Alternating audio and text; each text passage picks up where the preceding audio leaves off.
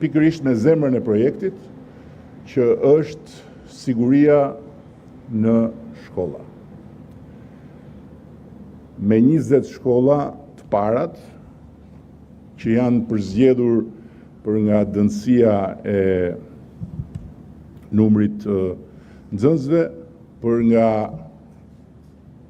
dënësia e popullsisë përreth, për nga intensiteti i veprimtarive rreth e rrotull dhe patjetër edhe për nga domosdoshmëria që duke testuar modelin pikërisht në këto 20 shkolla, ne të nxjerrim të gjitha konkluzionet e nevojshme për të vazhduar me fazat e tjera.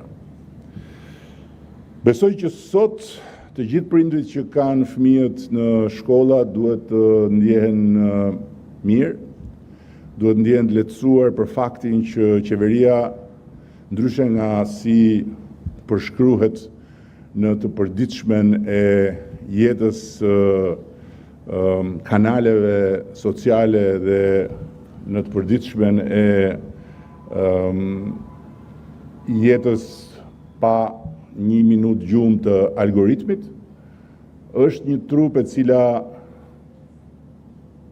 thot atë që bën dhe bën atë që thot. Natyrisht, çdo gjë kërkon kohën e vet. Ministri foli edhe për pengesat që ka pasur projekti. Nuk ka projekt që të mos ndesh pengesa, qoftë parashikueshme, qoftë pa parashikueshme. Por sot jemi në një moment kur projekti merr jetë dhe tani nuk ndalet më me shtrirjen e tij në të gjithë territorin. Duke shënuar një fazë të re historike të përpjekjes shtetit për të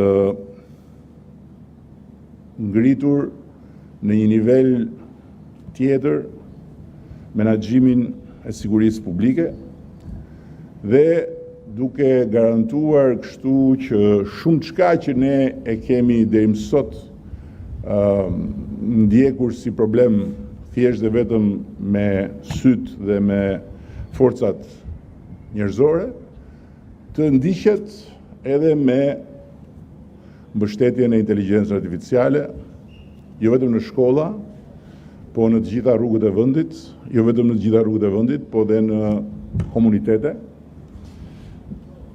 I gjithë projekti është i ndërtuar në mënyrë që sistemi të informojë në kohë reale për rrezikun.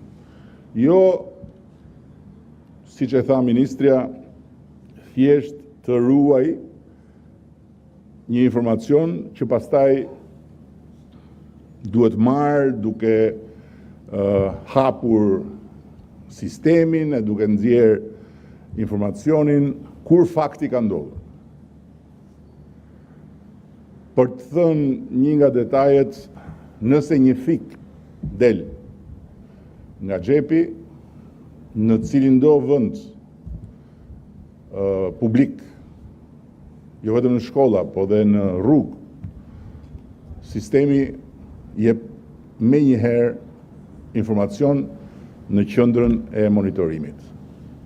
Mund të jetë krejtësisht e parezikshme, po mund të jetë dhe rrezikshme. Nëse një person në kërkim sot është një person që ka shumë mundësi të fshihet gjatë procesit kërkimit, sistemi e bën pothuajse të pamundur që në momentin e reagimit policia të mos di se nga drejtohet.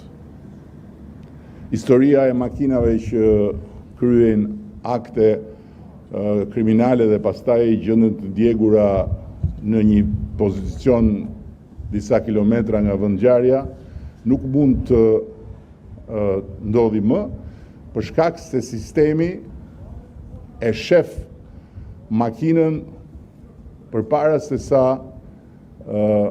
makina të ndalet dhe informon se ku gjendet makina.